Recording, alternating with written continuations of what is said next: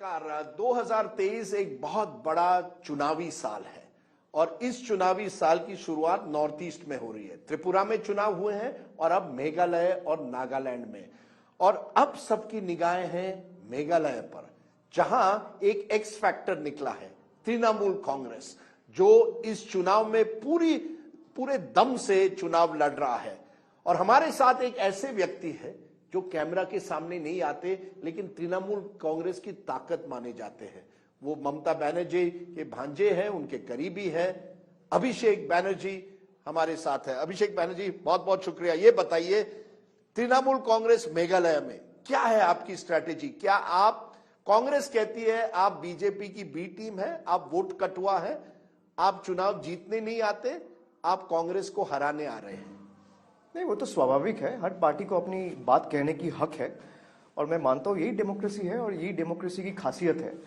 अब कांग्रेस अगर कहते हैं कि तृणमूल बीजेपी की बी टीम है, तो मैं कांग्रेस से सवाल करना चाहता हूँ कि जब बंगाल में चुनाव हुआ और आप लेफ्ट के साथ अलायंस करके बीजेपी के हाथ मजबूत कर रहे थे, तो आप किसकी बी टीम थे या किसकी ए टीम थे? तृणमूल वहीं जा रहा है जहां पे बीजेपी की सरकार है। अगर हमको कांग्रेस को कमजोर करना होता तो हम कांग्रेस रूल स्टेट में पैर रखते, हम छत्तीसगढ़ में जाते, हम राजस्थान में जाते, जहां पे कांग्रेस पावर में है हम उस स्टेट में जाते।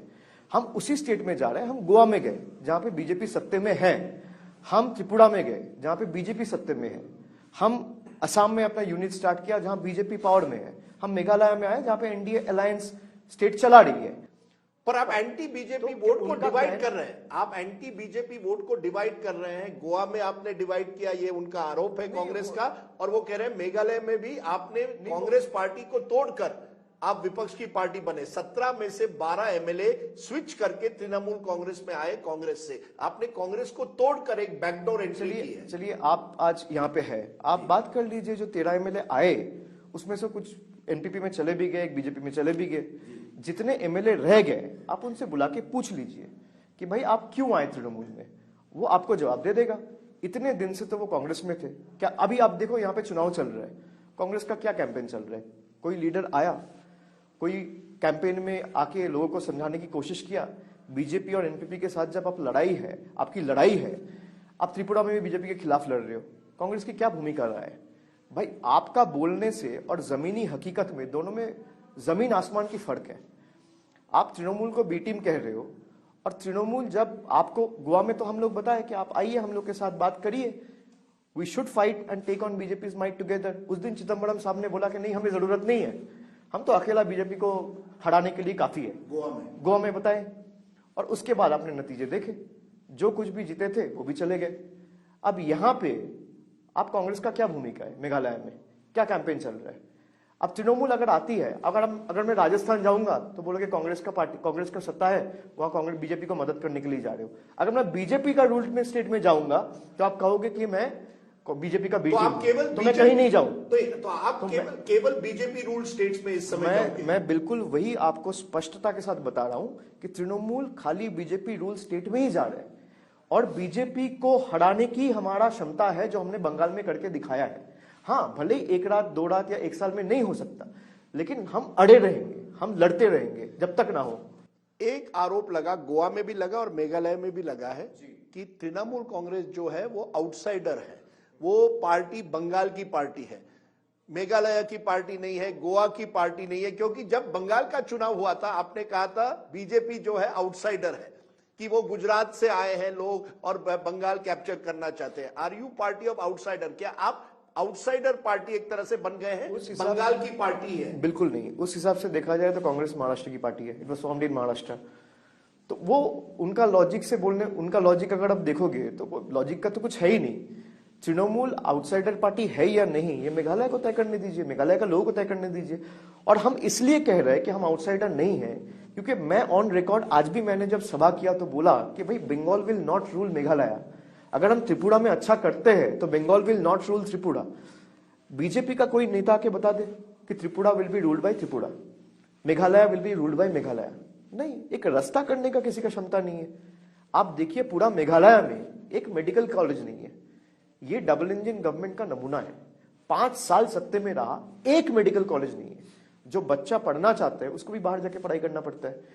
आप आपका दुश्मन नंबर 1 कौन है फिर? पॉलिटिकल राइवल कौन है, बीजेपी या कांग्रेस? क्योंकि ये बार बार कहा जाता है कि जैसे मैंने शुरुआत में कहा कि एंटी बीजेपी वोट आप काट रहे हैं, तो आपका मेन राइवल इस समय कौन है, बीजेपी या कांग्रेस?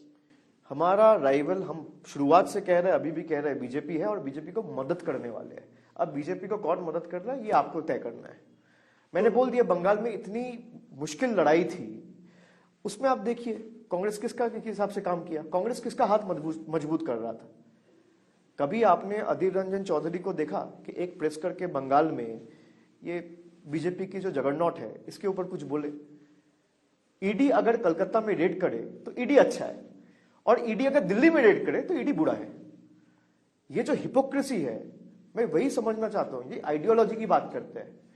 तो आपके और बीजेपी के बीच में कोई डील होने का कोई सवाल ही नहीं है, क्योंकि जब उपराष्ट्रपति का चुनाव हुआ था, जगदीप धनखड़ का चुनाव हुआ था, आपने विपक्ष के साथ उनके कैंडिडेट मार्गरेट आल्वा को वोट नहीं दिया, आप अब्सटेन रहे थे। तो आप मुझे कह रहे हैं कोई डील होने का सवाल ही नहीं था, ना उपराष्ट्रपति के लिए और ना ही 2024 चुनाव के लिए। सवाल ही नहीं पैदा होता। BJP and deal with Trinamool are like ऑक्सीमोरॉन्स।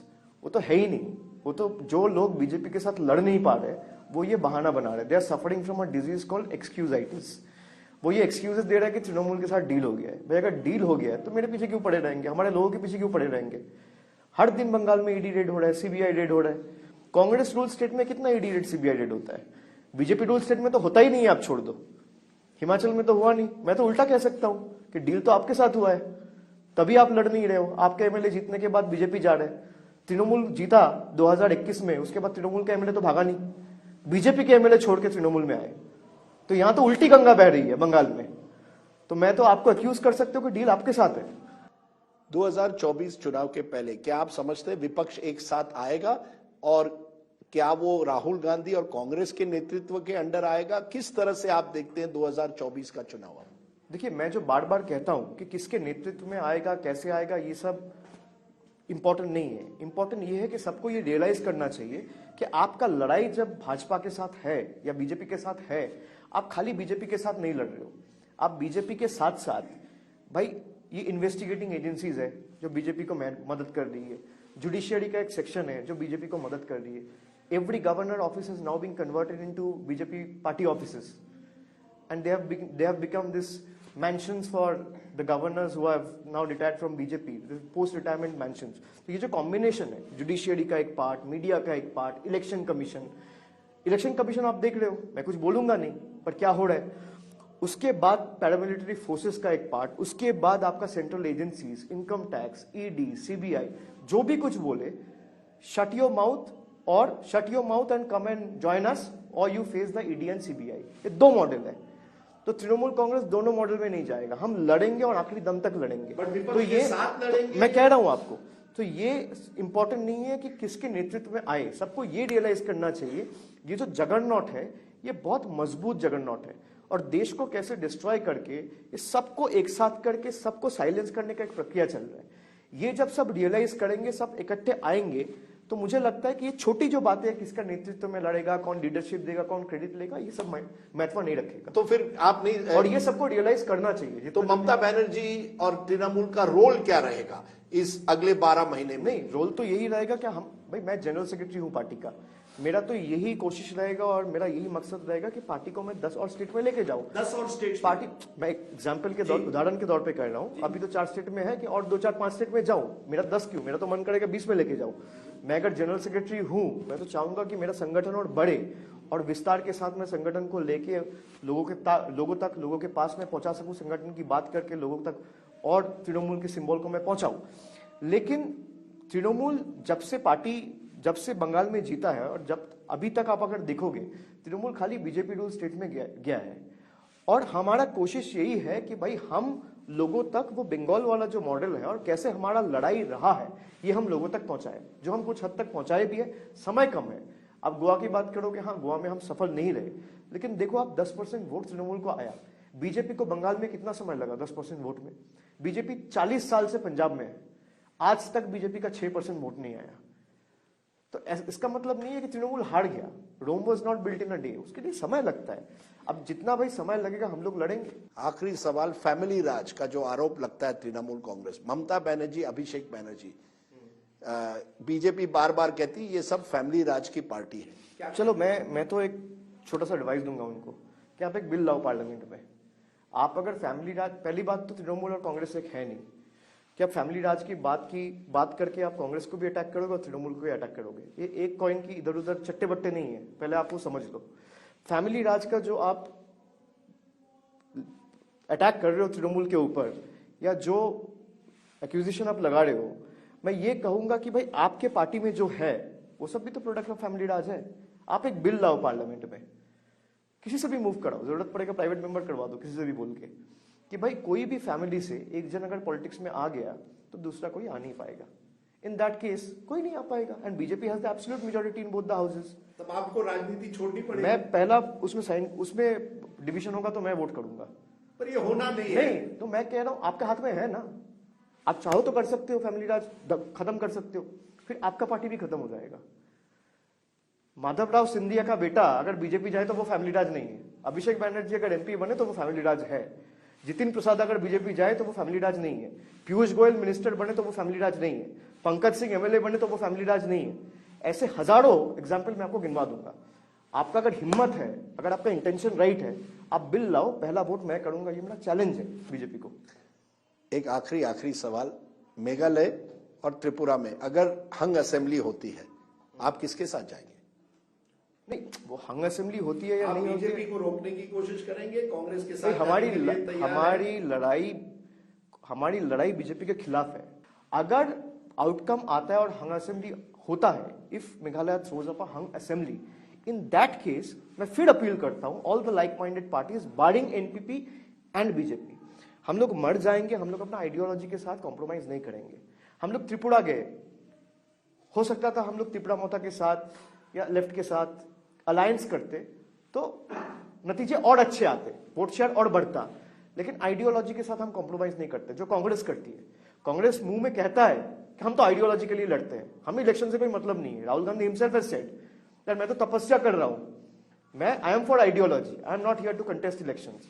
But Congress का आइडियोलॉजी अब देखो क्या है, त्रिपुरा में लेफ्ट के साथ लड़ रहा है और केरला में लेफ्ट के खिलाफ। वो सेक्युलरिज्म की बात करते हैं, असम में एआईयूडीएफ के साथ लड़ रहे हैं और शिवसेना में महाराष्ट्र में शिवसेना के साथ। तो ये जो हिपोक्रेसी है ये तृणमूल नहीं करती है। तो मैं फिर कह रहा हूं हमारा जो आइडियोलॉजी है हम उस पर कॉम्प्रोमाइज नहीं करेंगे। बारिंग एनपीपी एंड बीजेपी जो भी साथ आना चाहिए उनका स्वागत है। चलिए अभिषेक बनर्जी, आपने आज तक से बात की, बड़े खुलेआम बात की, बहुत बहुत शुक्रिया। Thank you very much. Thank you.